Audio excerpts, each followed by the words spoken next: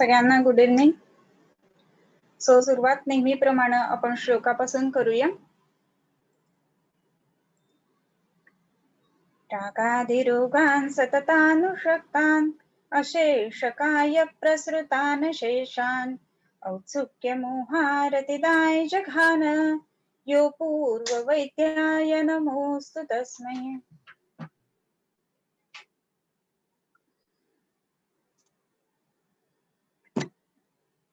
आपण ऋतुचर्या वाचत आहोत आणि ऋतुचर्यामध्ये आपण ग्रीष्म ऋतुचर्या आपली चालू आहे. तर ग्रीष्म ऋतुचर्या बघत असताना आपले काही श्लोक त्याचे झाले.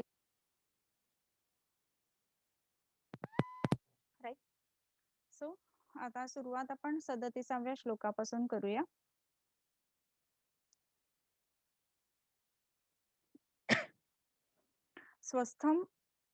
स्वस्थ चित्तस्य चंदनार्द्रस्य मलिनः निवृत्त कामतंत्रस्य सुसूक्ष्म तनुवाससः जलार्द्र ताल वृन्तानि विस्तृत पद्मिनी पुटः उत्क्षेपाश्च मृदुक्षेपा जलवर्षी हिमानिलाः कर्पूर मल्लिकामाला हारा सहारी चंदनाः मनोहर कलालापाः शिशवः सारिकाशुकाः मृणालवलयकान्ता प्रोत्फुल्ल कमलोज्ज्वलाः जंगमा इव पद्मिन्यौ हरन्ति दायिताः क्लमम्. आता आपण ज्या वेळेला ह्याची दिनचर्या आणि त्याच्यानंतर आता ऋतुचर्या ह्या गोष्टी बघत आहोत. तर ऋतुचर्या बघत असताना आपण आता ग्रीष्म ऋतुचर्या बघतोय. तर ग्रीष्मामध्ये काय करावं, काय खावं, काय नाही खावं ह्या सगळ्या गोष्टी आपण बघितल्या. त्याच्यामध्ये सगळ्यात महत्वाची जी एक गोष्ट बघितली त्याच्यामध्ये मध्यम न पेयम पेयम वा स्वल्पम बहु वारिवा असं म्हटलेलं आहे. सो त्या दृष्टीने आपण हा एक भाग बघितलेला होता. आणि कुंदेंदू धवल शाली हे आपण बघितलेलं होतं की कशा पद्धतीच्या आहार आपण सेवन करावा. तर त्याच्यामध्ये अगदी पांढऱ्या कळ्यांच्या सारखा असणारा भात आणि त्या पद्धतीच्या ज्या काही गोष्टी आहेत तर त्या सेवन कराव्यात आणि लघु आहार प्रामुख्याने असायला पाहिजे. आपण बघितलेलं होतं की हा सर्वात हीनबल असा असणारा ऋतू आहे आणि हीनबल असल्यामुळं त्याच्यामध्ये बल वाढवणारं, तर्पण करणारं, परंतु तरी सुद्धा पचायला हलकं असणारा असा आहार तिथे घेणं अपेक्षित आहे. सो ह्या दृष्टीने आपण इथे पर्यंत आलेलो होतो. मग त्याच्यानंतर विहाराच्या संदर्भामध्ये आपण बघितलेलं होतं की विहार कसा असावा. तर त्याच्यामध्ये ज्या ठिकाणी बसल्यानंतर आपल्याला श्रमहर अशा गोष्टी होतील. त्याच्यानंतर तिथे आपल्याला काय म्हणू आपण शैत्य जाणवेल किंवा आनंद होईल. तर अशा पद्धतीनं आपण तिथे निवास करावा असं म्हटलेलं होतं आणि म्हणूनच निशाकर करा किरणे सौधपृष्ठे निशेषुच असं म्हटलेलं होतं. सो ह्या दृष्टीने आपण बघतोय की आपण कुठे बसावं तर रात्रीच्या वेळेला सौधपृष्ठ म्हणजे गच्चीवरती निशाकर म्हणजे चंद्राच्या प्रकाशामध्ये बसावं. सो ह्या पद्धतीनं आपण हे बघत असताना आता त्याच्या पुढे काय काय करायला हवंय ह्या गोष्टी आपण बघतोय.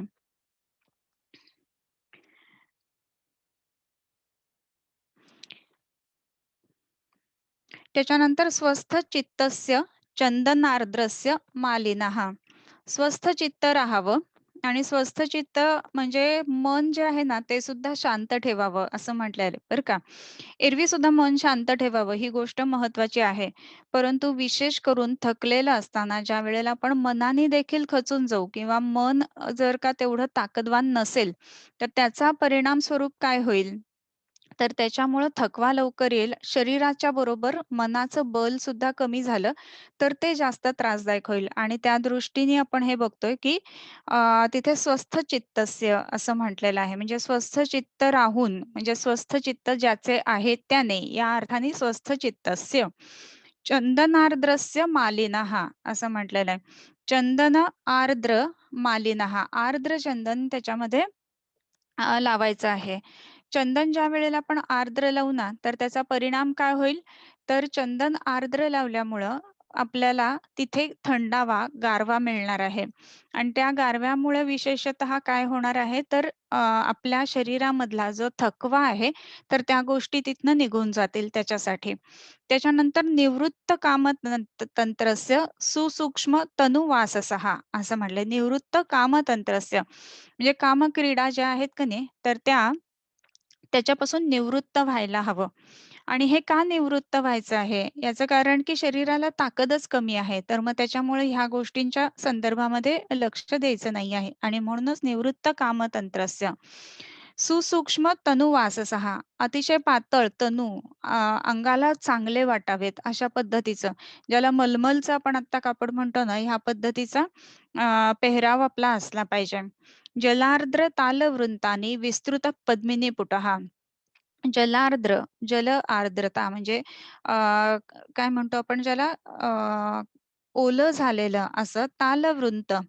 तालवृंत म्हणजे ताडाची जी हे आहेत अ, काय म्हणतो फळं किंवा त्या दृष्टीने तर जलार्द्र तालवृंतानी विस्तृताः पद्मिनीपुटः. पद्मिनीपुट म्हणजे पुट म्हणजे पत्र. पद्मिनी म्हणजे कमळ. तर कमळाची विस्तृत अशी जी पानं आहेत, त्या ठिकाणी काय करायचंय, तर उत्क्षेपाश्च मृदुक्षेपाः जलवर्षा हिमानिलाः. उत्क्षेप म्हणजे त्याच्या ठिकाणी आपल्याला काय म्हणतो तुषार उडणं. उत्क्षेप म्हणजे वरती एखादी गोष्ट जाणे त्याला उत्क्षेप असं म्हणतात. जी 5 कर्म सांगितलेली आहेत तर्कसंग्रहामध्ये त्याच्यामध्ये उत्क्षेप, अपक्षेपण, आकुंचन, प्रसरण, गमनानी पंचकर्माणि. तर त्याच्यातलं उत्क्षेप म्हणजे वरच्या बाजूला, वरच्या दिशेला उडणं या अर्थाने. मृदुक्षेपाः जलवर्षा हिमानिलाः. जलवर्षी म्हणजे ज्याच्यामधनं पाणी वर्षत आहे, पाणी बरसत आहे असं हिम आणि अनिलाहा थंड असा वारा त्या ठिकाणी असावा, अशा ठिकाणी राहावं. आणखीन काय करावं तर कर्पूर मल्लिका माला हाराहा स हारी चंदनाहा. कर्पूर मल्लिका म्हणजे कापराच्या माळा धारण कराव्यात आणि काय करावं तर मल्लिका माला, मल्लिका म्हणजे मोगरा. तर मोगऱ्याच्या माळा धारण कराव्यात. त्याच्यानंतर हार असं म्हटल्यानंतर मोत्यांचे हार असं सर्वसाधारणतः घेतलं जातं. तर वेगवेगळे प्रकारचे जे काही मोती मिळतात, तर ते मोती सर्वसाधारणतः आपण हे बघितलं तर ते पित्तशामक आहेत आणि मोती जो आहे ना, तर तो मनाला सुद्धा शमन करणारा आहे. मनाचा आवेग कमी करणार आहे. म्हणून मोती सुद्धा तिथे महत्त्वाचा राहतो. म्हणजे मनाची तगमग सुद्धा तिथे कमी होईल. त्याच्यानंतर असं हरिचंदना हां, हरिचंदन लावावं. हरिचंदन म्हणजे ज्याला सध्या आपण गोपीचंदन म्हणतो ना, ते सुद्धा घेता येईल. चंदन आणि मुलतानी माती आणि त्याच्यामुळं शैत्य शरीरामध्ये येतं. त्याच्यानंतर मनोहर कलालापाहा. मनोहर म्हणजे मनाला चांगलं वाटणारं, आनंदी होईल ज्याच्याने मन असं. कल आलाप. मनोहर कल म्हणजे आपण म्हणतो ना, काय कलकल लावली आहे, तर ती कलकल अशा अर्थाने म्हणजे आवाज. मनोहर म्हणजे चांगला आवाज असा वाटणारे आलाप म्हणजे मुलं किंवा हे बोलतायत अशा पद्धतीचं. शिशवः सारिकाः शुकाः. शिशु लहान मुलं जी आहेत ती सारिका म्हणजे कोकिळ आणि शुक यांचे चांगल्या पद्धतीचे आवाज ऐकावेत. मृणाल वलय कांता प्रोत्फुल्लोत्कमलोज्ज्वलाः. मृणाल वलयः. मृणाल म्हणजे अ, शेवाळं असतं ना, तर त्याला मृणाल असं म्हटलं जातं. आणि शेवाळं जे असतं ते थंड असतं आणि म्हणूनच मृणाल वलयाः कांताः म्हणजे शेवाळं घातलेल्या कांता स्त्रिया. पण शेवाळं म्हणजे काय मग इथे तर थंड वस्त्र घातलेला किंवा शेवाळ्याप्रमाणे थंड असणारा या अर्थाने. प्रोत्फुल्ल कमलोज्ज्वलाः जंगमा इव पद्मिन्याः हरन्ति दयितक्लमाः. अशा ज्या काही स्त्रिया समोर किंवा सभोवती असतील, तर त्याच्याने शरीराचा श्रमपरिहार होतो. आदानग्लान वपुषो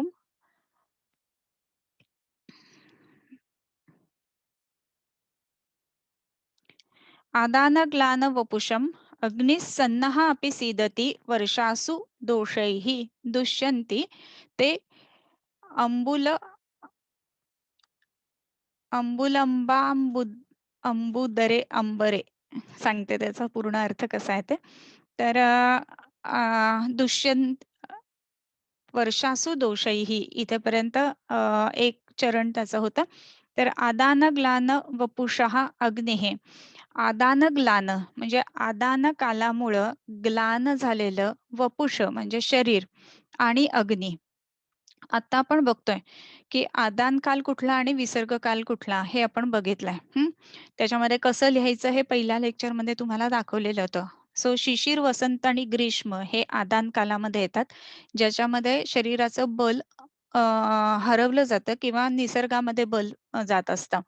सो त्याच्यामध्ये ह्या आदान कालात सुद्धा जो ग्रीष्म ऋतू आहे, तो सगळ्यात कमी हीनबल असणारा असा आहे.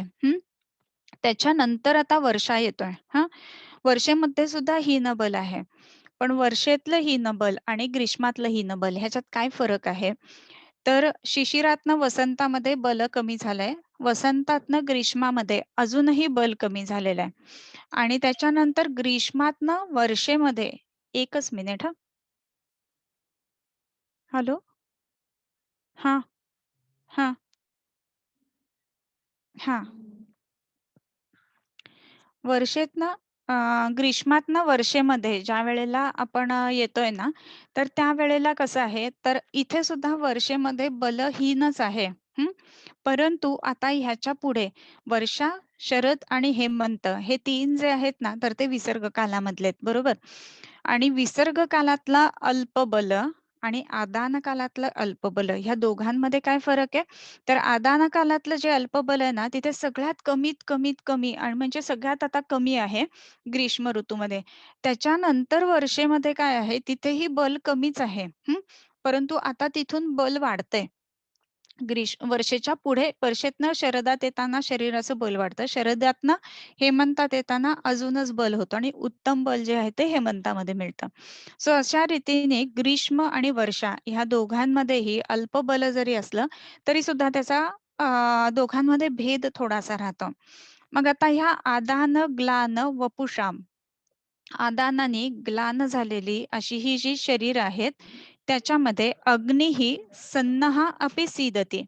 जो अग्नी आहे, तो सन्न आहे. म्हणजे काय ऑलरेडी अग्नी जो आहे तो मंद झालेला आहे आणि तो अजूनच सीदती आणखीनच कमी होतो. कारण अल्पातनं पुन्हा तो अल्प होतोय म्हणून. ग्रीष्मातनं वर्षेमध्ये जाताना. वर्षासु दोषैः वर्षा ऋतूतल्या दोषांच्या संदर्भामुळं, वर्षातले जे दोष आहेत त्याच्यामुळं हा जो अग्नी आहे, तो वर्षेमध्ये अगदीचच कमी आहे. हं. याच्यानंतर वृष्यंती ते अंबुलांबुना दे अंबरे असं म्हटलंय. अंबरे, अंबरे म्हणजे आकाशामध्ये. अंबुद, अंबुद म्हणजे ढग आणि अंबुल म्हणजे काय पाणीयुक्त ढग म्हणजे आपण ओथंबलेले ढग म्हणतो ना तसे. लंबांबुद अंबरे असा शब्द येतो. लंबांबुद अंबरे. लंबांबुद. ओके. अंबुद ढग कळलं. अंबू म्हणजे पाणी. पाणी देणारे म्हणजे हे ढग. कसे ढग आहेत? आत्ता जर तुम्ही बघितलं शरदामध्ये हां, तर शरदात सुद्धा ढग आहेत, पण पांढरे-पांढरे कापसासारखे ढग आहेत. त्याच्यामध्ये पाणी नसतं. परंतु वर्षा ऋतूमधले ढग कसे आहेत? तर पाण्याने ओथंबलेले. अंबुलंबा असं म्हटलंय. म्हणजे पाण्याने अगदी ओथंबलेले, लंबमान म्हणजे अगदी खालतीच येतायत का काय आता असं वाटतं. असे अंबुलंबांबुदे अंबरे अशा अंबरामध्ये अशा प्रकारचे जे ढग आहेत, तर ते ढगांमुळं काय होतं, तर सतुषारेण मरुता सहसा शीतलेन च भूबाष्पे भूबाष्पेण अम्लपाकेन मालिन्येन च वारेणा वह्नीनैव च मंदेन. आता इथपर्यंत आपण बघतोय, की काय-काय घडतंय आता वर्षा ऋतूमध्ये. ग्रीष्मातनं आता आपण वर्षामध्ये चाललेलो आहोत. सतुषारेण मरुता. मरुता, मरुत वायू. मरुता वायूमुळे तृतीया. हं. सहसा शीतलेन च. सहसा मरुता सतुषारेण. सहसा अचानक आलेले हे ढग आलेत ना अचानक, त्याच्यामुळं काय झालंय तर शैत्य आलेलं आहे सहसा शीतलेन च. आणि हे तुषार आहेत आणि वायू पण तिथे वाढलेला आहे. मग भूबाष्पेण अम्लपाकेन मलिनेन च वारिणा. भूबाष्पेण ह्या च्यामुळं सगळ्यामुळं काय होतं तर बाष्प जे आहे पृथ्वी तलावरचं तर ते मोठ्या प्रमाणात वाढत आहे आणि अम्लपाक होतोय वनस्पतींचा. आता हा अम्लपाक का होतोय? तर परवा एका ग्रुपवरती असं हे चाललेलं होतं, की जटामांसी जी असते तर ती अशी दडपून ठेवायची आणि मग ती अंबली की मग त्याचा फांट बनवायचा. मग अंबणं म्हणजे काय होतं इथे, तर एखादी गोष्ट बाष्पाच्या सहित दबली गेली ना, की ती अंबल्यासारखी होते. जर का तुम्ही बघितलं तर थंडीमध्ये मोड आणणं आणि पावसाळ्यात मोड आणणं ह्याच्यामध्ये पावसाळ्यामध्ये मोड फार पटकन येतात कुठल्याही गोष्टींना आणि म्हणूनच पृथ्वीची प्रजनन क्षमता जी आहे तर ती ह्या काळामध्ये जास्ती असते. का? तर मोड पटकन येतात म्हणून. मग हे मोड का येतात? तर त्याच्यामध्ये अम्लपाक असतो म्हणून आणि दुसरी महत्त्वाची गोष्ट आहे, की भूबाष्प जे आहे ते मोठ्या प्रमाणात असतं. उष्णतेशिवाय मोड येत नाहीत ही गोष्ट जरी खरी असली ना, तरी बाष्पाशिवाय मोड येत नाहीत ही गोष्ट खरी आहे. तुम्ही खूप सारी उष्णता द्या आणि समजा मूग आहेत हां, तर त्या मुगाला आपण न भिजवताच उष्णता दिली, तर ते भाजले जातील. त्याच्यातनं मोड नाही येणार. बरोबर? परंतु जर का ते भिजवले किंवा त्याला आर्द्र केलं किंवा त्याला जमिनीच्या आत घातलं, तर त्याला मोड येतात. आणि म्हणून वर्षा ऋतूमध्ये आपण बघतो, की ठिकठिकाणी नवीन हिरवळ उगवलेली असते किंवा बऱ्याच वनस्पती नव्याने उगवतात किंवा काही विशिष्ट पावसाळी वनस्पती असतात, तर त्या आपल्याला दिसतात, की ह्या वर्षा ऋतूमध्येच दिसतात. का तर पाणी पडतं म्हणून असं नाहीये. तर बाष्प आहे आणि अम्लपाक आहे आणि त्याच्यामुळे पटकन सीडचं जे कव्हरिंग असतं ना, ते लवकर ब्रेकअप होतं आणि त्याच्यामुळं त्यातनं मोड लवकर बाहेर येतो. आणि ह्या गोष्टीमुळं काय होतं, भूबाष्पेन अम्लपाकेन मलिनेन च वारिणा, मलिन अशा वारिणा पाण्यामुळं, वह्नीना वह्नीना एव मंदेन आणि वह्नीसुद्धा या सगळ्या कारणांमुळं काय होतं, मंद होतं. तेन अत्यंत अन्योन्य दूषिषु भजेत साधारणं सर्वं उष्णः तेज जनम च यत्. त्याच्यामुळं काय होतं ह्या गोष्टींमध्ये, तर आता इथे कसं झालेलं आहे, की मलिन वारी आहे. वारिणा म्हणजे पाणी आहे. म्हणजे गढूळ होतात नद्या, बरोबर? आणि नद्या गढूळ झालेल्या आहेत. भूबाष्प जास्त प्रमाणामध्ये आहे. अम्लपाक संपूर्ण चराचरामध्ये झालेला आहे. असं होत असताना आपला वन्नी जो आहे, जो अग्नी आहे, जाठराग्नी आहे, तो सुद्धा मंद झालेला आहे. आणि अशा वेळेला ह्या मंद जाठराग्नीमुळं आणखीन कशामुळं, तर अन्योन्य दूषितत्वामुळे काय होतं, अन्योन्य दूषी म्हणजे काय? तर वात, पित्त आणि कफ हे आपण तिन्ही बघतोय. अचानक आलेल्या शैत्यामुळं वर्षा ऋतूमध्ये वात वाढलेला आहे. मगाशी आपण बघितलं, की प्रदुष्टेन मारुता असा शब्द आलेला होता. तर हा जो वाढलेला वायू आहे ना, कारण काय तर ग्रीष्मामध्ये त्याचा क्षय होता. आपण बघितलेलं, की उष्णतेने हवा सगळी एक्सपांड होते आणि त्याच्यामुळे तिथे आकाश निर्माण होत आहे आणि त्या आकाशामध्ये ग्रीष्मामध्ये वायूचा क्षय होतोय. मग त्या वायूला उष्णता असल्यामुळं काय होतं, की तो प्रकोपाला जात नाही ग्रीष्मामध्ये. हं. परंतु वर्षा ऋतूमध्ये ढगांमुळं आणि त्या तुषारांमुळं अचानक शैत्य आलं, की शैत्य आल्यानंतर हा जो वायू आहे, की जो ऑलरेडी क्षयाच्या अवस्थेमध्ये आहे, तर तो प्रकोपाच्या अवस्थेमध्ये जातो. म्हणजे आपल्याला नेहमी माहीत असतं, की वर्षा ऋतूत बस्ती करायचा कारण की वाताचा प्रकोप असतो. पण वाताचा प्रकोप आला कुठून? तर ग्रीष्मामध्ये ज्यावेळेला उष्णता असते, त्यावेळेला वायूचा क्षय होतो. कारण संपूर्ण हवा एक्सपांड होते, आकाश मोठं होत असतं आणि त्याच्यामुळं तिथे आकाश जे आहे ते वायूने भरलं जातं. आणि हा जो वायू आहे, त्याला औष्ण्यामुळे क्षयाच्याच अवस्थेमध्ये ठेवलं जातं. नक्की तो प्रकोपाच्या अवस्थेमध्ये जातो. आणि परंतु इथे ग्रीष्मानंतर वर्षा ऋतू जेव्हा येतो, त्यावेळेला मात्र तिथे आलेल्या अचानक शैत्यामुळे वायूचे गुण काय? तत्र वृक्षो लघुः शीतः. तर शीतता वाढल्यामुळं हा जो वायू आहे ना, तर तो एकदम प्रकोपाच्या अवस्थेमध्ये जातो. आणि म्हणून जसा निसर्गातला वायू प्रकोपाच्या अवस्थेमध्ये आहे, तसा शरीरातला वायूसुद्धा प्रकोपाच्या अवस्थेमध्ये असणार. मग निसर्गात आपल्याला वायू प्रकोप कसा बघायला मिळतो? तर वेगवेगळ्या पद्धतीचे पूर येतात. त्याच्यामध्ये आपण बघतो की वेगवेगळे कमी दाबाचे पट्टे वगैरे निर्माण होतात. मग खूप जास्त मोठ्या प्रमाणामध्ये पाऊस पडतो आणि हा जो पाऊस आहे तो वादळी वाऱ्यासह झालेला पाऊस असा जनरली सापडतो. मग हा वादळी वारा म्हणजे काय? तर विकृत गती असणारा किंवा वाढलेली गती असणारा असा वायू आहे. तर तसाच वायू हा आपल्या शरीरामध्ये या वर्षा ऋतूच्या काळामध्ये असतो. आणि मग त्याच्यामुळं काय होतं, त्यामुळं हा जो वाढलेला वायू, त्याच्यानंतर अम्लपाकी असल्यामुळं निसर्ग, आणखीन काय होतं अगदी मंद आहे, बरोबर? तर हा अग्नी पण मंद आहे, अम्लपाकी पण आहे आणि वायू पण वाढलेला आहे. आणि अशा अवस्थेमध्ये हे सगळे एकमेकांना दूषित करतात. म्हणून अन्योन्य दूषिषु भजेत साधारणं सर्वं असं म्हटलेलं. मग काय करावं? तर सर्व साधारण क्रिया इथे अ, योजना करावी आणि काय करावं? उष्मणस्तेजनं च यत्. उष्मणः, उष्मणः म्हणजे अग्नीचं जे तेजन आहे, म्हणजे अग्नीला वाढवण्यासाठी जी गोष्ट करायची आहे, ती गोष्ट ह्या वर्षा ऋतूमध्ये करावी. एक थंब रूल म्हणतो ना, तसा इथे सांगितलाय. म्हणजे वर्षा ऋतुचर्या कशी असावी?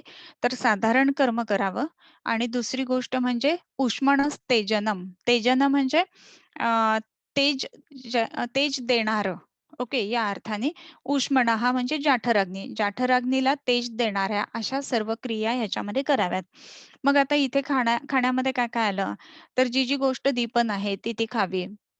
मग त्याच्यामध्ये मरीच आलं, मग त्याच्यामध्ये आलं आलं, मग त्याच्यानंतर तूप आलं, ह्या सगळ्या गोष्टी आल्या. मग त्याच्यानंतर साधारण कर्म करावं, म्हणजे आहार कसा घ्यावा? तर लघु असावा, परंतु तो ग्रहण करणारा देखील असावा, अशा पद्धतीचा किंवा मध्यम स्वरूपाचा अशा पद्धतीचा हा साधारण आहार असावा. तर या अर्थाने आपण बघतोय, की ह्या वर्षा ऋतूमध्ये कसे बदल घडलेत, तर अचानक आलेल्या शैत्यामुळं वाढलेला वायू हा त्यातला मुख्य गोष्ट आहे.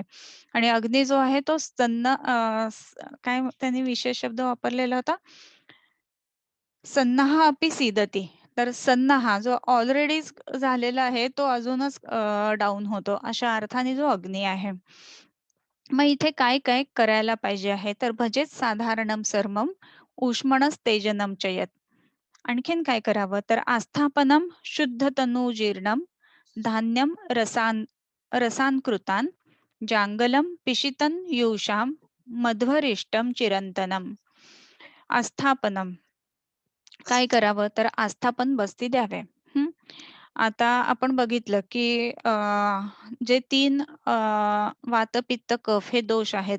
तर त्याच्यावरती उत्तम चिकित्सा ज्या आहेत, तर त्या उत्तम चिकित्सांमध्ये महत्त्वाची गोष्ट जी आहे ती वायूसाठी बस्ती आहे.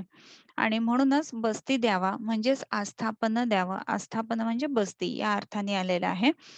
आस्थापनम शुद्ध तनुम आस्थापन घेऊन शुद्ध तनू म्हणजे शरीर शुद्ध झाल्यानंतर अजीर्णम जीर्णम धान्यम रसांकृतान जीर्ण धान्य म्हणजे जुनं धान्य असं घ्यावं आणि रसांकृतान कृत रस घ्यावे रस म्हणजे मांसरस कृत म्हणजे फोडणी घातलेले म्हणजेच काय तर ज्याला धने जिरे आलं लसूण असं सगळं लावलेले आहेत अशा पद्धतीचे मांसरस घ्यावेत त्याच्यानंतर रसांकृतान जांगलम पिशितन युषान जांगलम वापरावा. आपण बघितलेलं आहे, की अग्नी हा आधीच सन्न आहे, तो अजूनच सीदती असा झालेला आहे. तर साहजिक इथे कुठलं मांस येणार, तर जांगल मांस येणार, की जे हिंडते-फिरते असे जे काही प्राणी आहेत, तर ते घ्यायला पाहिजेत. पाण्यातले प्राणी नाही खायला पाहिजेत. हं. आणि तसंही पाणी गढूळ झालं हेही बघितलेलं. म्हणजे पाणी गढूळ असताना पाण्यातलं जे काही मांस आहे, म्हणजे औदक मांस जे आहे, तर त्या गोष्टी वापरू नयेत. जांगलम पिशितन युषान मध्वरिष्टम चिरंतनम. त्याच्यानंतर मध्वरिष्ट म्हणजे मध्वासव म्हणून एक पाठ आलेला आहे. हं. तर तुम्हाला होमवर्कसाठी हा देते, की मध्वासव तुम्ही संपूर्ण शोधून काढायचा आणि त्या मध्वासवाचे गुणधर्म काय आहेत ते सुद्धा बघायचं आहे. हं. इथे म्हटलं, की मध्वरिष्टम म्हणजे मध घातलेली अरिष्ट असाही त्याचा अर्थ आपण घेऊ शकतो, की ज्याच्यामध्ये मोठ्या प्रमाणामध्ये मध आहे. तर अशा गोष्टी ज्या आहेत तर त्या अरिष्टाच्या वापराव्यात. आणि काय आहे तर मध्वरिष्टम चिरंतनम नेहमी नित्य सेवन करावं. म्हणजे काय तर असवारिष्ट जी असतात ना, म्हणजे प्रत्येक कल्पना जी आहे पंचविध कशा आहे कल्पना, स्वरस, कल्क, फांट तर ह्या वेगवेगळ्या कल्पना का आणि कशासाठी वापरायच्या? तर त्या कल्पनांचं एक वैशिष्ट्य असतं. तसं आसव कल्पना किंवा अरिष्ट कल्पना याचं वैशिष्ट्य असं आहे, की ती अग्नी वाढवणारी आहे, धात्वग्नी ती वाढवणारी आहे. त्याच्यात स्वतः असा त्याला अग्नी असतो, असं आपण म्हटलं जातं. तर त्याच्यामुळं धातू परंपरा न्यायानुसार जर का आपल्याला दिसत असेल, की काही कारणांमुळं एखाद्या धातूचा धात्वग्नी कमी आहे आणि म्हणून एका धातूतनं दुसरा धातू बनणं ह्या गोष्टी जर का योग्य पद्धतीनं होत नसतील, तर तिथे जरूर आपण असंवारिष्ट कल्पना वापरायला हवी. आणि ही असंवारिष्ट कल्पना वापरत असताना विशेष करून मध्वरिष्ठ म्हणजे जुनी असंवारिष्ट किंवा चिरंत न ठेवलेली, बराच काळ ठेवलेली अशी असंवारिष्ट इथे वापरावीत. आसवारिष्ट जी आहेत ती धात्वग्नी उत्तम वाढवण्यासाठी काम करतात आणि म्हणूनच दशमूळाचा काढा करून देणं आणि दशमूलारिष्ट देणं ह्या दोघांमध्ये फरक पडतो आणि म्हणून अशी आसवारिष्ट जी आहेत तर ती ह्या काळामध्ये वापरायला हवेत. त्याच्यानंतर मस्तु संवर्चलाढ्यं वा पंचकोलाव चूर्णितम्. मस्तू वापरावी आणि ही मस्तू कशी असावी? दधिमस्तू आपण म्हणतो ना, तर त्याला अ, फोडणी देऊन कशी संवर्चलाढ्य, संवर्चल खूप मोठ्या प्रमाणामध्ये असावं आणि पंचकोलाव चूर्णितम, पंचकोल घातलेलं असं हे मस्तू असावं, दधिमस्तू.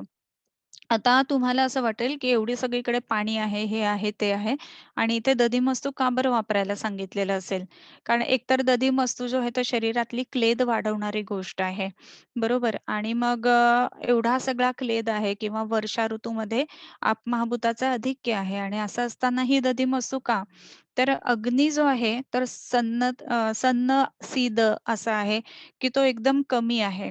आणि असं असताना धातवग्नी सुद्धा आपल्याला वाढवायचे असताना तिथेपर्यंत पोहोचायला तरी हवं ना आणि हे जे हा जो क्लेद आहे, दह्याची निवळ हा विशेष करून तो सूक्ष्म स्रोतोगामी आहे आणि म्हणून पंचकोल आणि लवण ह्याच्या युक्त यांनी अ, त्यांनी काय म्हणतो आपण? त्यांनी युक्त असं असलेली ही जी दह्याची निवळ आहे ना, तर त्याच्यामध्ये गामित्वासाठी दह्याची निवळ वापरणार आणि तिथे गेल्यानंतर पंचकोल काम करणार आणि तसं केल्यामुळे ह्या पंचकोलामुळं काय होणार आहे?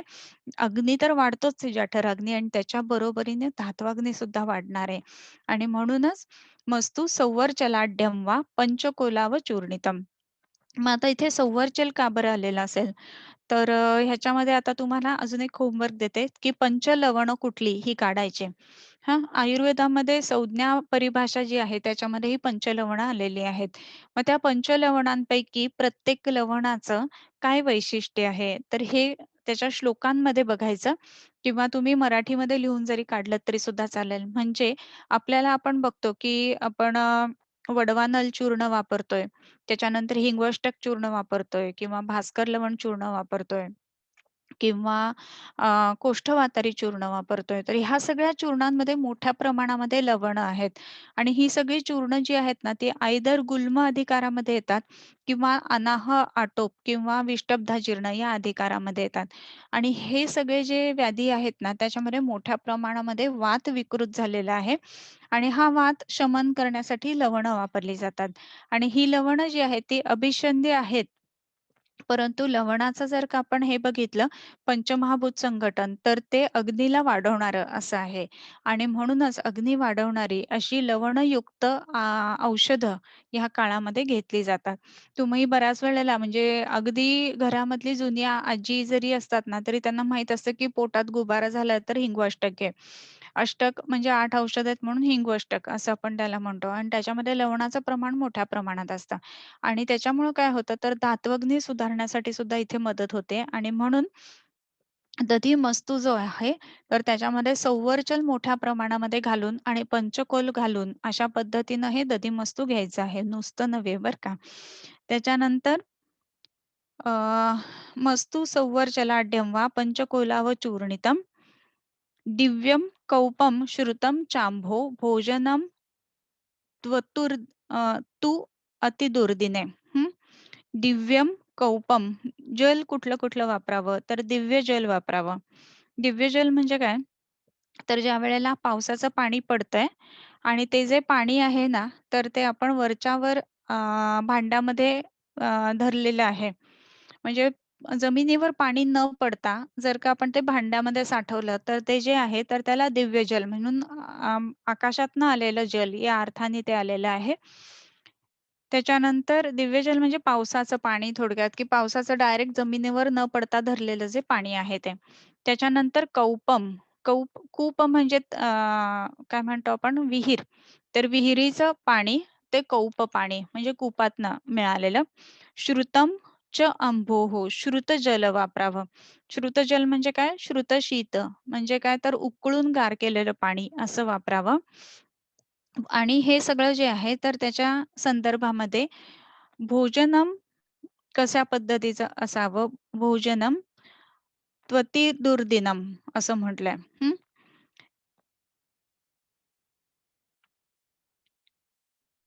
आता इथेपर्यंत पाण्याचं झालं, की दिव्यम कौपम श्रुतम च अंबोः. याचाच अर्थ काय, की तुम्ही एक वेळ विहिरीचं पाणी प्या किंवा पावसाचं पाणी प्या. परंतु आपण नेहमी कसलं पाणी पितो, तर नद्यांचं पाणी पितो. तर ह्या पावसाळ्यामध्ये नद्यांचं पाणी पिऊ नये, असं म्हटलेलं आहे थोडक्यात म्हणजे. आणि भोजनम त्वतुर्दिनम व्यक्त अम्ल लवण स्नेहम संशुष्कम क्षौद्रवत लघुम. अतिदुर्दिन असताना म्हणजे काय, की अगदीच ढगाळ हवा आली आहे, तर काय करा, तर व्यक्त अम्ल, लवण, स्नेह ज्याच्यामध्ये आंबटपणा, लवण म्हणजे खारटपणा आणि स्निग्ध पदार्थ असे घातलेले आहेत. हं. आणि संशुष्कम क्षौद्रवत लघु. क्षौद्र म्हणजे मध, मध घातलेलं आणि लघु असा आहार किंवा असं भोजन घ्यावं. कधी? भोजनम तू अतिदुर्दिनम. अतिदुर्दिन असताना अशा पद्धतीचं भोजन घ्यावं.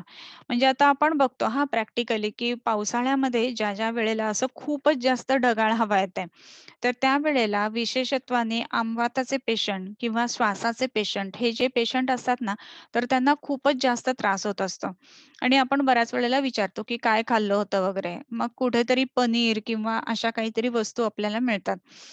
लोकांना असं वाटतं, की पनीर आणि ह्याचा आपल्याला नेहमीच वावडा आहे. पण बिलकुल नाही बरं का तसा. मेहनत करा, व्यायाम करा. हेमंत ऋतू आहे, थंडी आहे आणि त्यावेळेला तुम्ही पनीर खा. आरामात पचेल पनीर, नाही असं नाही. परंतु ढगाळ हवा आहे, अजिबातच भूक नाहीये आणि पाऊस म्हणजे अगदी थांबतच नाहीये. अशा सगळ्या काळामध्ये जर का आपण पनीर खाल्लं, तर ते नाहीच पचणार आहे ना. कारण अग्नी कसा आहे, जो ऑलरेडी सीदती असा आहे, तो अजूनच हे झालाय. सन्न आणि सीद असे 2 शब्द त्याच्यामध्ये वापरलेले आहेत. तर असा अग्नी असताना जर ह्या गोष्टी खाल्ल्या, तर सामता वाढणार आहे, शरीरातली विषारं वाढणार आहेत आणि त्याच्यामुळे हे त्रास वाढणार आहेत. तर मग पेशंटला आपण सांगत असताना पावसाळ्यामध्ये विशेष करून अशा पेशंटना आहार सांगत असताना काय सांगायला पाहिजे? तर आमसुलाचा सार, की आंबट आहे, त्याच्यात बऱ्यापैकी आपण मीठ घालतो आणि वरून तडका पण दिलेला असतो. म्हणजे काय तर कृत म्हणजे फोडणी, तडका बरं का शब्द लगेच कळतो म्हणून सांगितलं.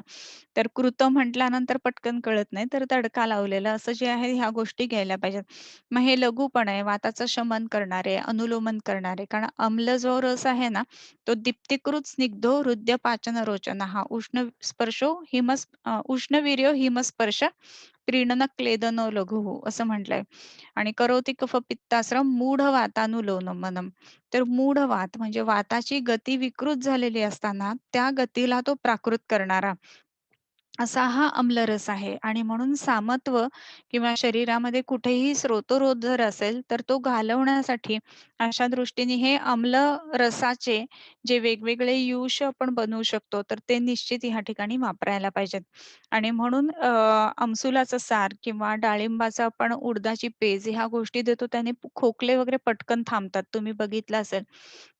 माहिती असेल बहुतेक जणांना, पण तरी एकदा सांगते, की एकदम टिपिकल वाताचा खोकला जो असतो किंवा श्वासाचा वेग जर का लागलेला असेल ह्या काळामध्ये, मेघांबू शीतप्राग्वातैः ह्या काळांमुळे म्हणजे दम लागला आहे.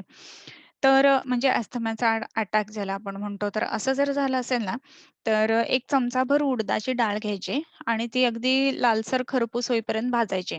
ती भाजून झाली ना, की त्या भाजलेल्या डाळीमध्येच साधारणपणे एक 2 कप म्हणजे एक साधारण 300 ते 400 एम-एल पर्यंत पाणी घालायचं.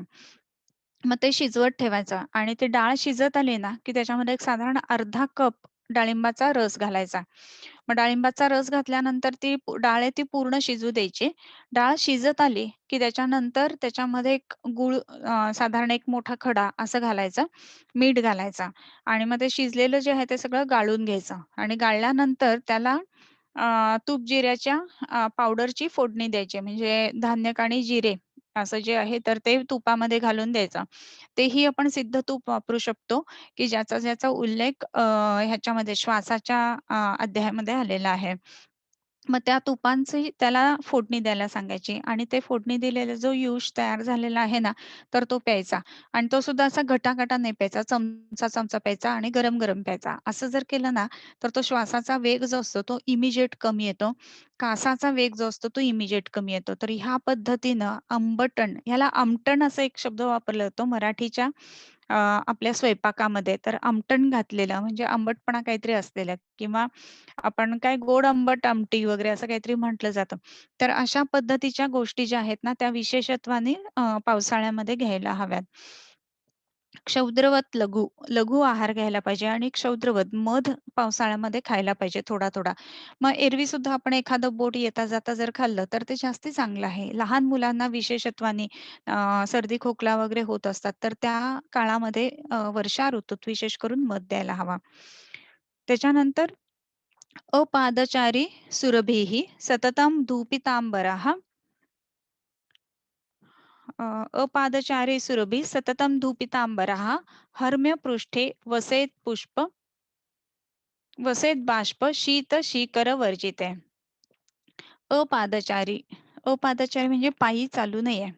आता आपण बघतो, की बरेच लोकं बरं का, आता ह्या तरी कोविड आणि कोरोना ह्याच्यामुळे गोष्टी कमी झाल्यात. पण फिरलं पाहिजे, फिरलं पाहिजे. डायबिटीजला फिरलं पाहिजे. बरोबर आहे, फिरलं पाहिजे. नाही असं नाही. हं. परंतु पाऊस पडतोय तरी छत्री घेऊन चालणार हे लोकं. असं जर झालं ना, तर काय व्हायला लागतं, की हे पाय ओले राहिल्यामुळं आणि त्याच्यातून शरीरामध्ये डायबिटीज असल्यामुळं तर काय व्हायला लागतं, की पायांना जखमा होणं किंवा मग त्यातनं डायबेटिक फूट वगैरे अशा गोष्टी होणं, ही गोष्टी ची शक्यता असते. आणि हे टाळण्यासाठी म्हणजे शरीरातला विकृत क्लेद किंवा आपमहाभूताचं आधिक्य ज्या-ज्या व्याधींमध्ये आहे, त्या-त्या व्याधींमध्ये अपादचारी कधी तर पावसाळ्यामध्ये. तुम्हाला करायचीच आहे ना मेहनत, तर उन्हाळ्यात करा ह्या लोकांना सांगायला पाहिजे. म्हणजे अर्थातच बलाकडे बघून, परंतु पावसाळ्यामध्ये असताना जर पायांनी चाललं गेलं, तर ते जास्त त्रासदायक आहे.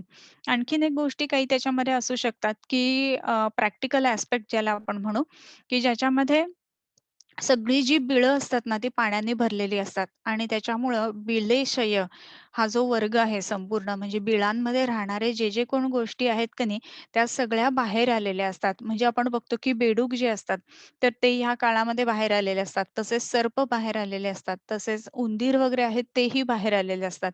ते बरो करून जे कोण राहतात ना, ते सगळे बरोजमध्ये पाणी गेलेलं असतं म्हणून त्यातनं ते बाहेर आलेले असतात. मग अशा वेळेला हे प्राणी जे सरपटतायत जमिनीवर, तर त्यांच्यासोबत चालणं ही गोष्ट सुद्धा कठीण आहे ना आणि म्हणून अपादचारी, पायांनी चालू नये अशा काळात शक्यतो असं म्हटलेलं आहे. परंतु मग निदान चालायचं झालं तर विथ ड्यू केअर ज्याला आपण म्हणतो गमबूट आणि हे ते वगैरे ह्या गोष्टी घालायला पाहिजेत. त्याच्यानंतर सुरभिः सततं धूपितांबरः सततं धूपितांबरः सुरभिः म्हणजे काय धूपित अंबर नेहमी वस्त्र जी आहेत तर ती धूपित करून मग घालावीत आणि धूपाचा सुंदर सुगंध त्याच्यामध्ये यायला हवा या अर्थाने. मग आता हा सुगंध आहे तो वेगवेगळा सुद्धा असू शकतो. मग जसं कापूर वगैरे आहे तर तोही ह्या काळामध्ये विशेषत्वाने वापरू शकतो आपण. आता ह्या धूपनाचं महत्त्व जे आहे तर ते ह्या कोव्हिड सिच्युएशन्समध्ये तर सगळ्यांनाच माहिती आहे. बॅक्टेरियल व्हायरल लोड्स कमी करण्यासाठी हे धूपन खूप चांगलं काम करत असतं. आणि आपल्याला आता असं वाटतं, की आता घरामध्ये आपण धूपन केलं किंवा आपण आता समजा दवाखान्यात जातोय, तर दवाखान्यात धूपन केलं. परंतु हे धूपन करत असताना आपण दवाखान्यात करू, घरात करू, पण लोकांना ऑफिसमध्ये जायचं आहे आणि ऑफिसमध्ये समजा ती सुविधा नाहीये, तर मग काय करायला पाहिजे? तर मग धुपितांबरा हां, म्हणजे काय? तर धुपीत केलेली जर का वस्त्र घालून आपण बाहेर पडलो, तर ते शील्ड आहे ना, तेच आपण घेऊन बाहेर पडत आहोत आणि त्याच्यामुळं जो व्हायरल लोड, जो बॅक्टेरियल लोड ह्यांना आपण फेस करणार आहोत. तर ह्या फेस करत असताना आपण घातलेली जी वस्त्र आहेत ती धुपीत असल्यामुळं आपल्यापर्यंत त्या गोष्टी पोहोचू शकत नाहीत आणि त्याच्यामुळे त्याचा परिणाम जो आहे तो चांगला येतो. जसं आता पी किट आणि ह्या गोष्टी आपण बघतो. तर ते अर्थातच परमिएबिलिटीच्या दृष्टीने आहे आणि हे जे आहे ते धूपनाच्या दृष्टीने आहे. सो आपल्याला जेव्हा-जेव्हा असं वाटतंय, की अरे आता अशा सगळ्या सिच्युएशन्स आहेत, तर मग धूपन करून केलेली वस्त्र घालावीत. मग आता धूपन विशेष करून आपण वस्त्रांना धरून काय असं करत बसणार नाही. मग काय करायला पाहिजे?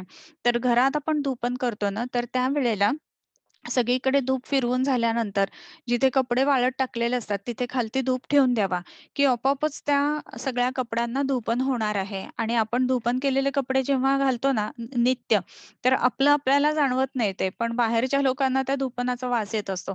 सो ह्याप्रमाणे स्पेसिफिक धूपनाचा वास केलेले जे कपडे आहेत, ते पावसाळ्यामध्ये वापरायला पाहिजेत. याचे 2 फायदे होतील. एक आपण म्हटलं त्याप्रमाणे बॅक्टेरियल व्हायरल लोड ह्या गोष्टी कमी होतील. आणि दुसरी महत्त्वाची गोष्ट म्हणजे कपडा ओला पण राहणार नाही.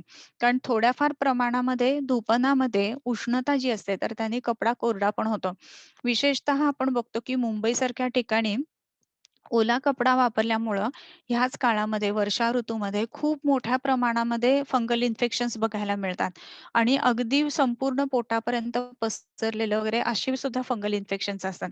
आणि कितीही वेळेला आपण सांगितलं तर ते कपडे बदलत वगैरे असतात. परंतु तिथे सुद्धा त्यांना त्याच्यामध्ये फारसा उपयोग दिसत नाही किंवा बरीचसे अँटी फंगल्स वापरून झालेली असतात. आपण ही बरीचशी औषधं देत असतो. पण रिझल्ट मिळतोय, नाही मिळतोय किंवा रिकरन्स आहे असं जिथे-जिथे आपल्याला वाटतं ना, तर तिथे-तिथे धूपन केलेली वस्त्र घालावीत. म्हणजे काय होतं ते धूपन केलेला जो वस्त्राचा भाग आहे, तर त्याचा तो भाग जो शरीराला चिकटतोय वस्त्राचा, ते त्या गुणामुळं शरीरालाही धूपनासारखा इम्पॅक्ट फंगल इन्फेक्शन्स कमी येऊ शकतात आणि म्हणून विशेषत्वाने धूप पीतांबरा हा. त्याच्यानंतर हर्म्य पृष्ठे वसेत. कुठे राहावं? तर हर्म्य पृष्ठे. हर्म्य म्हणजे माडीवर. माडी म्हणजे उंच घरावरती जाऊन राहावं.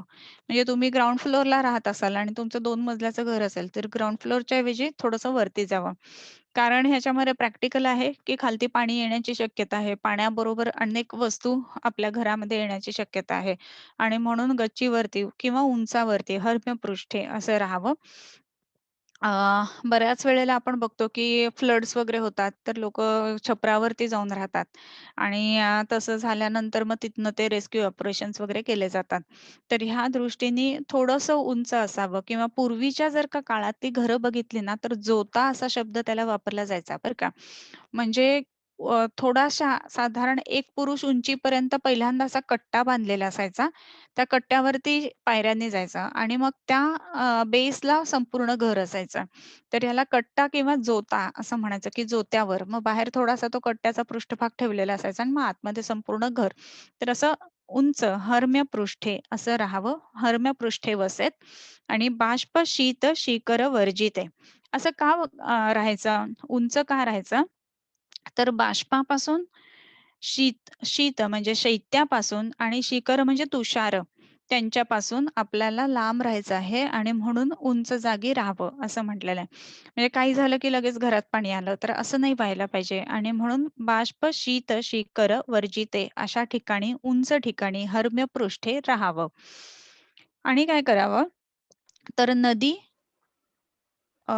नदी जलोदमंथ नदी जलोदमंथाः स्वप्न आयास आतपान त्यजेत. काय-काय त्याग करावा वर्षा ऋतूमध्ये. तर नदी जल. मगाशी आपण बघितलं कुठलं पाणी प्यावं? एकतर दिव्य जल प्यावं किंवा कौप जल म्हणजे ह्याचं कूप म्हणजे काय आपण विहिरीचं पाणी प्यावं आणि नदीचं पाणी वर्ज्य करावं. कारण नदीसोबत सगळं गढूळ पाणी येतंय आणि म्हणून नदीचं पाणी पिऊ नये. त्याच्यानंतर नदी जल उदध मंथ. उदमंथ म्हणजे सातूचं पीठ जे असतं ना, त्याच्यातनं क्लेद जास्ती वाढतो आणि म्हणून त्या गोष्टी घेऊ नये. सातूचा वापर याच्यामध्ये करू नये. त्याच्यानंतर अहस्वप्न म्हणजे दिवसा झोपणं. दिवसा झोपणं म्हणजे काय? दुपारी झोपणं. तर दुपारी झोपलं तर शरीरामध्ये कफ वाढणार आहे क्लेद वाढणार आहे आणि अग्नी अजूनच कमी होणार आहे आणि म्हणून दिवसा झोपू नये. अहस्वप्न, आयास आणि आतपांश त्यजेत. आयास आयास म्हणजे काय? तर श्रम जास्ती करू नये आणि असं असताना वर्षेमध्ये जेव्हा ऊन पडेल, आपल्याला फार छान वाटेल म्हणून आपण जर का गेलो, तर तिथे आणखीन विकृती कशाच्या येणार आहेत उन्हातनं, तर पित्त विकृती येणार आहेत आणि म्हणून आतपांश्च त्यजेत असं म्हटलंय. म्हणजे उन्हाचंही सेवन करू नये आणि बाष्पाचंही सेवन करू नये. म्हणजे तुषार जे येतायत पावसाचे, त्याचं सुद्धा सेवन करू नये. म्हणून नदी जल उदमंथ, अहस्वप्न, आयास, आतपांश्च त्यजेत. त्याच्यानंतर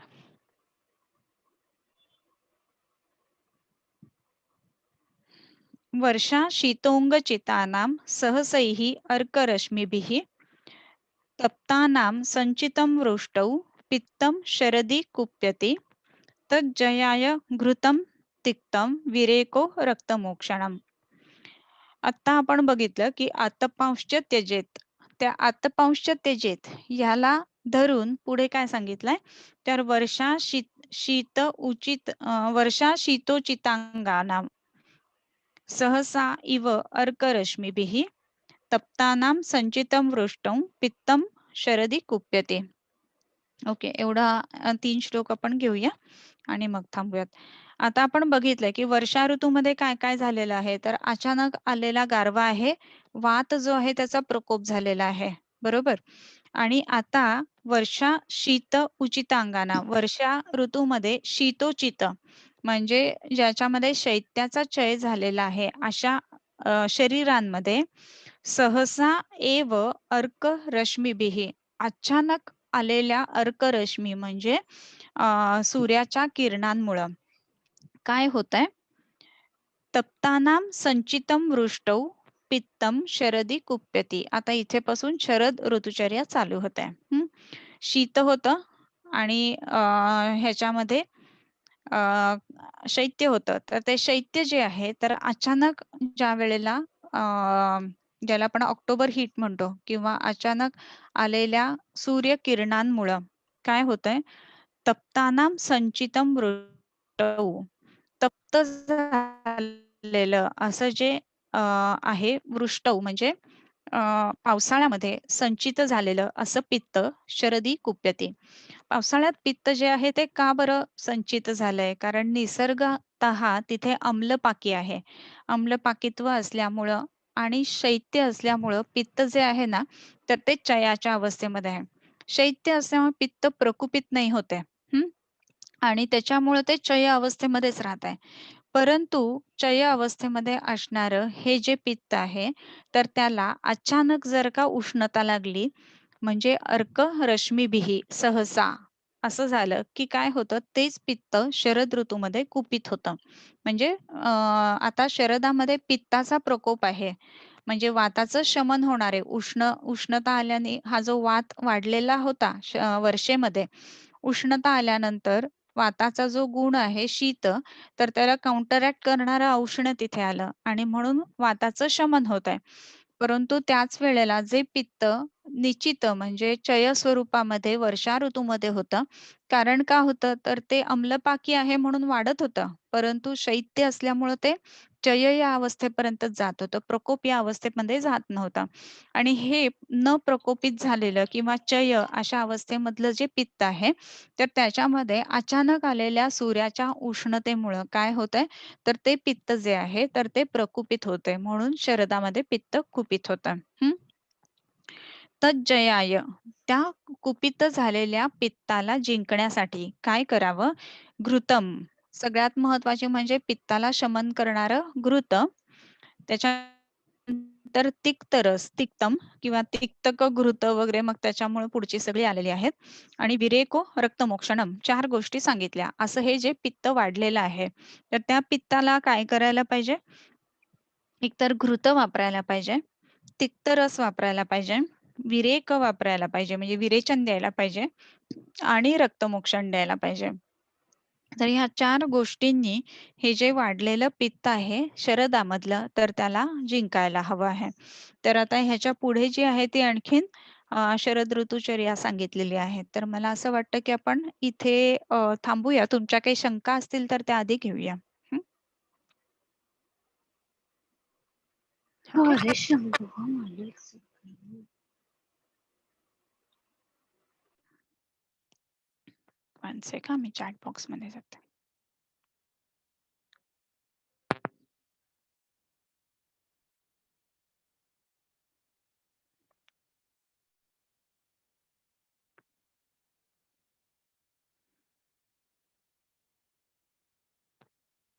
बऱ्याच शंका आलेल्या आहेत. सध्या जंगल माऊस कोणते समजावे? असं ऑल फॅक्टरी फार्म्ड. हां, छान प्रश्न आहे हा आणि प्रॅक्टिकल प्रश्न आहे. याचं कारण काय माहिती आहे का? तर आता आपण बघतो की जे काही ब्रीड केले जातात किंवा मांस उत्पन्न करण्यासाठी बनवले जातात, तर त्याच्यामध्ये सगळं एकाच छोट्याशा खोलीमध्ये त्या कोंबड्या किंवा विशेष करून बोकड हे ठेवलेले असतात. त्यांना भरपूर खायला दिलेलं असतं आणि ते सतत खात असतात आणि त्यांचं वजन लवकर वाढावं म्हणून लाईट राहून ठेवलेले असतात. याचं कारण काय, की निसर्गतः हे जे पशुपक्षी आहेत ना, एकदा का सूर्यास्त झाला की काही खात नाहीत जास्ती.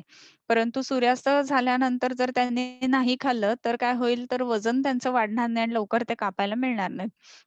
म्हणून तुम्ही जर बघितलं असेल, तर कुक्कुटपालन व्यवसाय जिथे असतात तिथे किंवा बोकड पालन, शेळी पालन हे सगळं जे असतं ना, तर तिथे असे प्रखर लाईट लावून ठेवलेले असतात. जसं काही अजून सूर्य मावळलाच नाहीये आणि ते लावलेलं असल्यामुळं ते बिचारे सूर्य आहे असं समजून खात राहतात आणि खाऊन, खाऊन, खाऊन मग त्यांची वजनं वाढतात आणि मग ते लवकर कापायला येतात. पण ह्या पद्धतीने वजनं जर का वाढवलेली असतील ना, तर ते सामतेकडे नेणारं असं मांस धरायला पाहिजे. मग सध्याच्या काळामध्ये त्याला जंगल म्हणावं का नाही म्हणावं? तर औदकपेक्षा बरं असं म्हणावं. परंतु ही नैसर्गिक पद्धत नाही ना खाण्याची त्यांची आणि नैसर्गिकता जिथे-जिथे लोप पावते ना, तिथे-तिथे रोग चालू होतात, हे लक्षात घ्यायला पाहिजे. आणि म्हणूनच अशा पद्धतीनं जे काही मांस मिळवलं जातं आता, तर त्याच्यामुळं आपल्याला असं दिसतं, की अजीर्ण किंवा इतर गोष्टी किंवा त्यातनं विदग्धाजीर्ण वगैरे ह्या गोष्टी विशेषत्वाने झालेल्या दिसतात. आणि म्हणून आपण बघतो तर कसं करायला पाहिजे, मग त्या आपलं स्वतःचं शेत असायला पाहिजे. त्याच्यामध्ये आपण स्वतःहून कोंबड्या पाळायला पाहिजेत. मग त्या मोकळ्या सोडायला पाहिजेत. असं जर का केलं तर त्या गोष्टी बदलतील.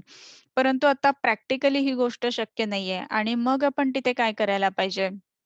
तर हे काही आपल्याला मांस जे मिळालेलं आहे, तर एका जागी बांधलेला आणि ओव्हरफीड केलेलं अशाच गोष्टी आपल्याला मिळालेल्या आहेत. असं जर का आपण गृहीत धरलं, मग तर काय करायला पाहिजे? तर सिद्ध अन्न हा जो प्रकार आहे, तर त्या पद्धतीनं त्यांना तयार करायला पाहिजे.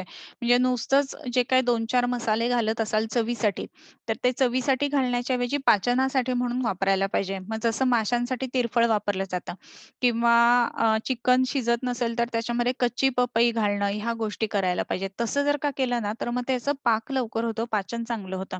या पद्धतीनं वापरता येतं. शिवाय पंचकोल किंवा त्रिकटू ह्या गोष्टी आहेच आहेत किंवा इतर विशेष जे पाचन सांगितलेले आहेत त्या मांसासाठी तर ते पाचन किंवा त्याचा अँटिडोट ह्या गोष्टी आपण नक्की तिथे वापरू शकतो. पण हा प्रश्न छान आहे आणि प्रॅक्टिकल आहे. अ,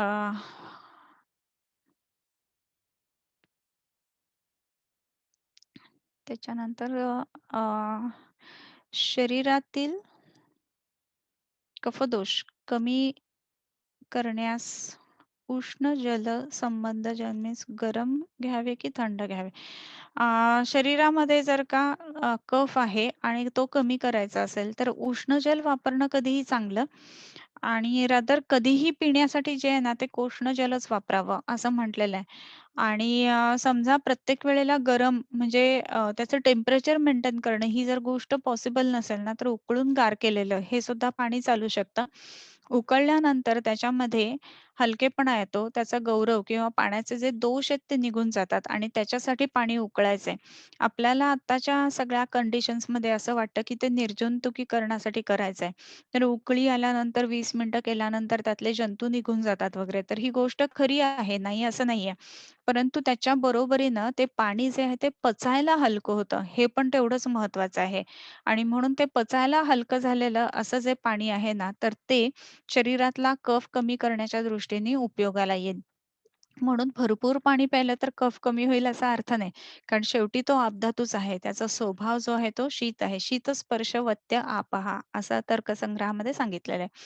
आणि मग तिथे काय करायला पाहिजे, की मग आपल्याला तोही त्याच्यातला हे काढून टाकायचा आहे. तर मग सिद्ध जल वापरणं किंवा सिद्ध जल वापरणं किंवा त्याच्यामध्ये षडंगोदक वापरणं असं जर का केलं गेलं ना, तर आपल्या शरीरामधलं जे सामत आहे किंवा ज्या गोष्टींचं पाचन होणं आपल्याला गरजेचं वाटतंय, तर त्या पाचनाच्या दृष्टीने हे पाणी काम करत असतं. सो ह्या दृष्टीने आपण सिद्ध जल निश्चित वापरू शकतो.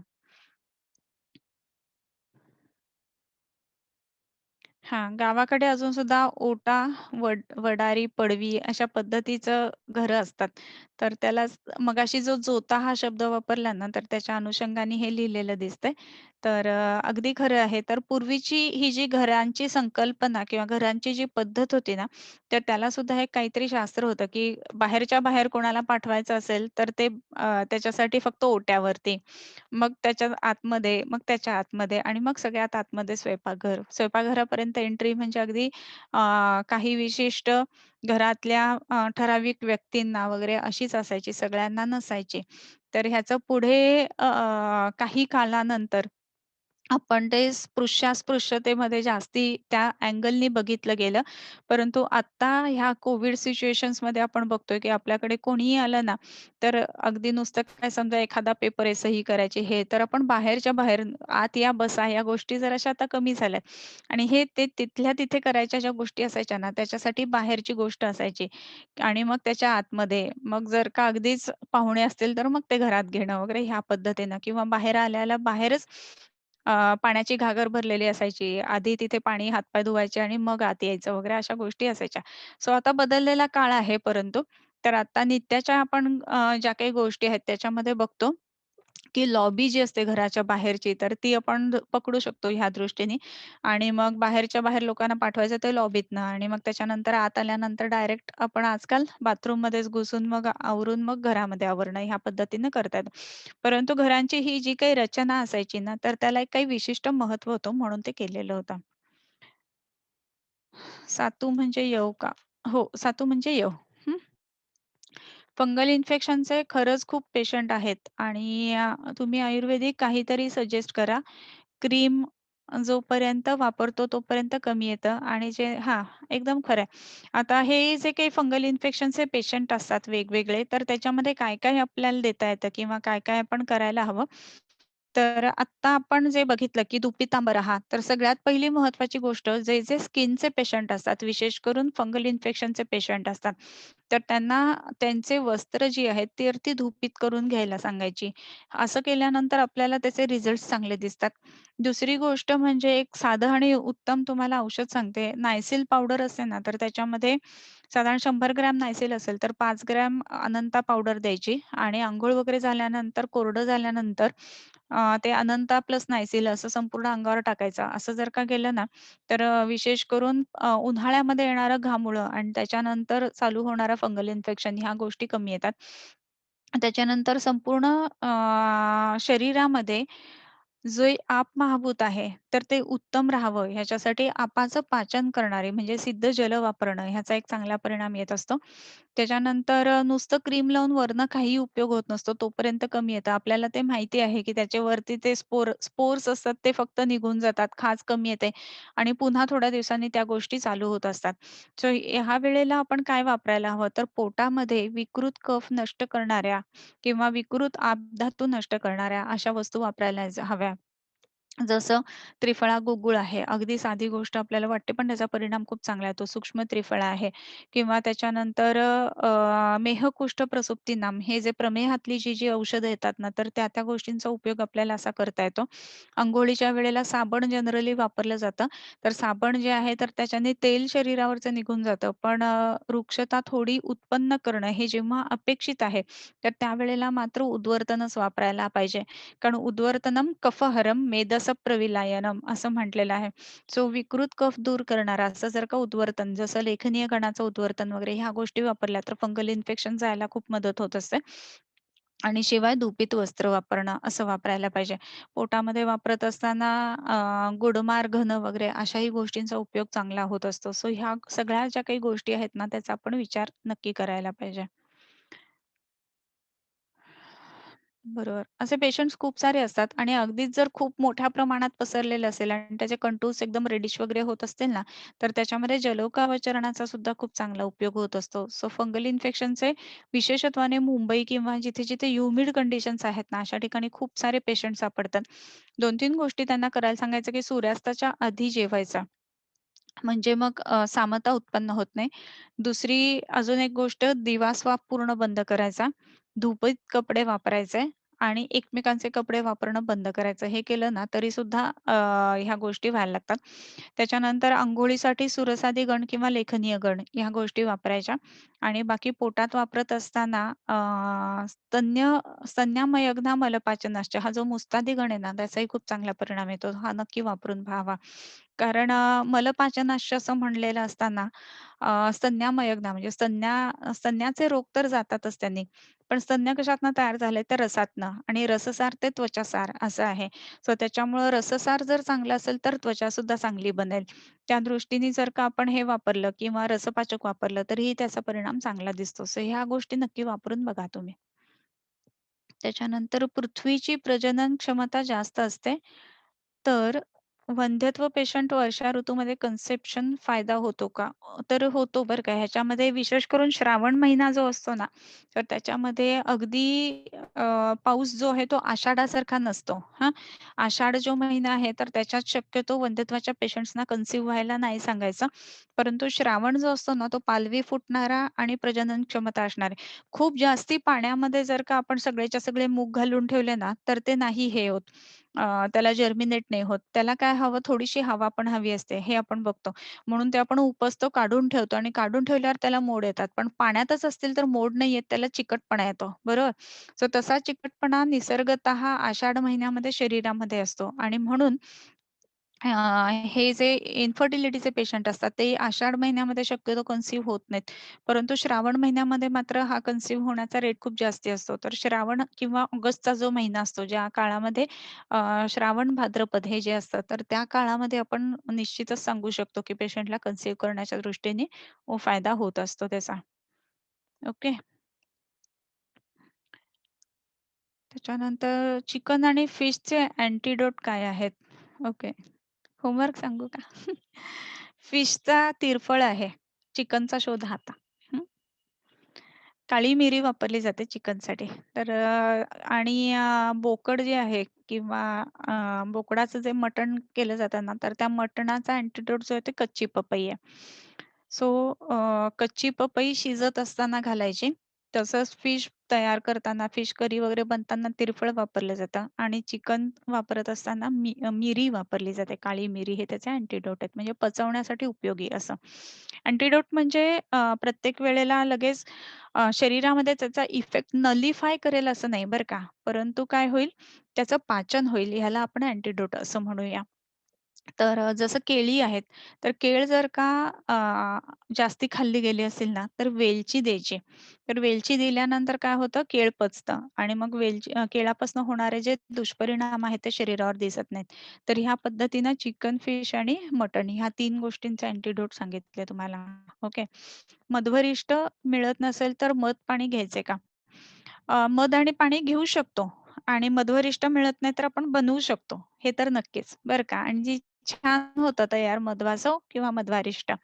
तर मध पाणी घेऊ शकतो आपण ह्या काळामध्ये. पण पाण्यामध्ये घालून मध घ्यायच्या ऐवजी मग डायरेक्ट चाटणं ही गोष्ट जास्त योग्य आहे. आणि अगदी पाण्यातच घालून घ्यायचं असेल ना, तर पाणी साधं पाहिजे, गरम नाही पाहिजे. कारण मधाला गरम करू नये. कारण ते संस्कार विरुद्ध असं म्हटलेलं आहे विरुद्धच्या प्रकारांमध्ये. त्याच्यामुळे मध हा गरम न करता असाच वापरायला हवा. पानी बॉयल करने के लिए टैप वाटर यूज़फुल होगा, कॉज़ फ़िल्टर बॉयल करना और हार्मफुल होगा, as nutrients will all nutrients will kill.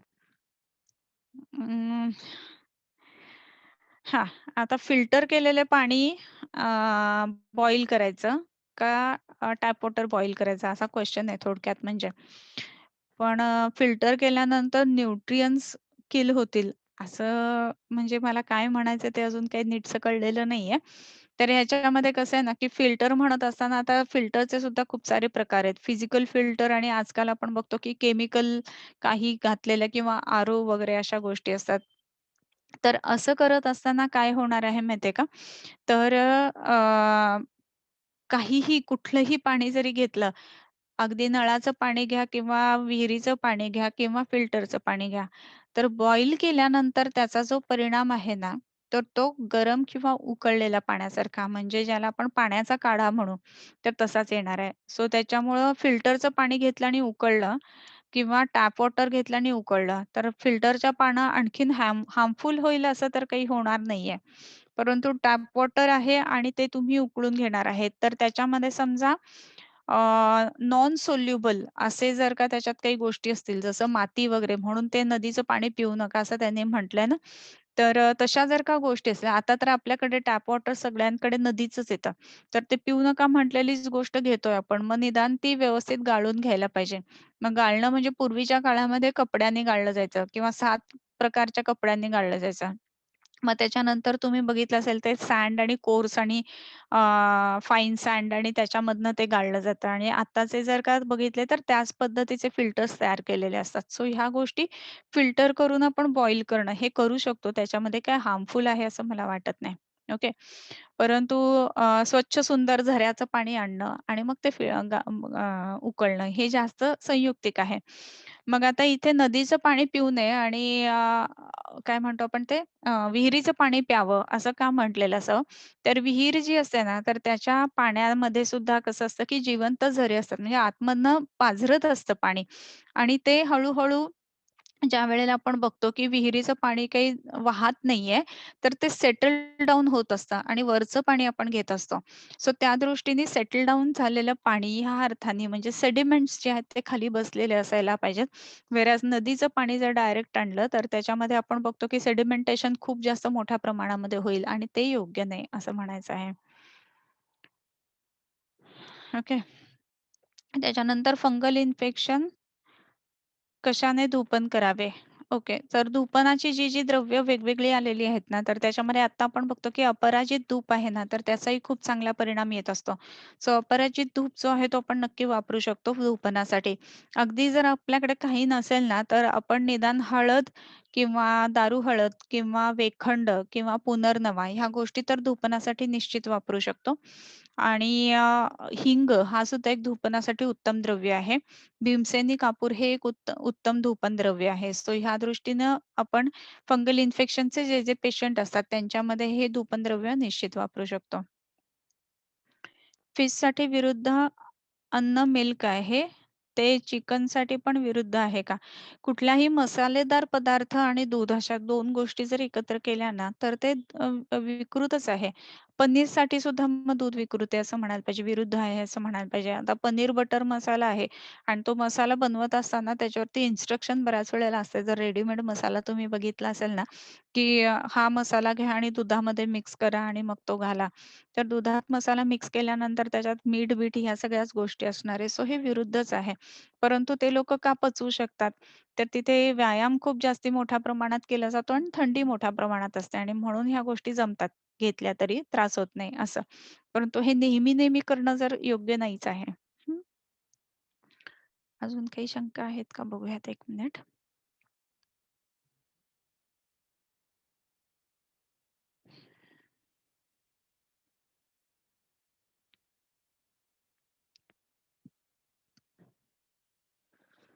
Okay.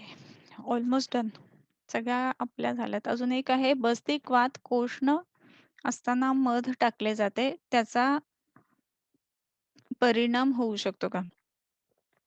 मध जो आहे ना, तर तो गरम करून खाणं अशी गोष्ट केली, तर त्याचा परिणाम जो आहे ना, तर तो विरुद्धाप्रमाणे येणार आहे. कारण की आहाराला विरुद्ध म्हटलेलं आहे.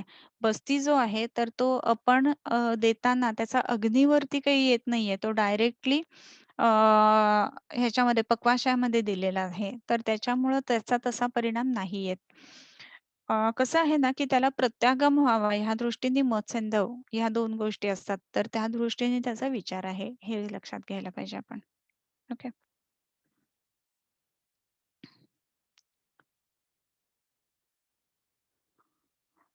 असं मला वाटतं. झालेल्या आहेत शंका. आता पसायदान म्हणूयात आणि थांबूयात. पुढच्या शुक्रवारी याच वेळेला नेहमीप्रमाणे भेटूया. हं.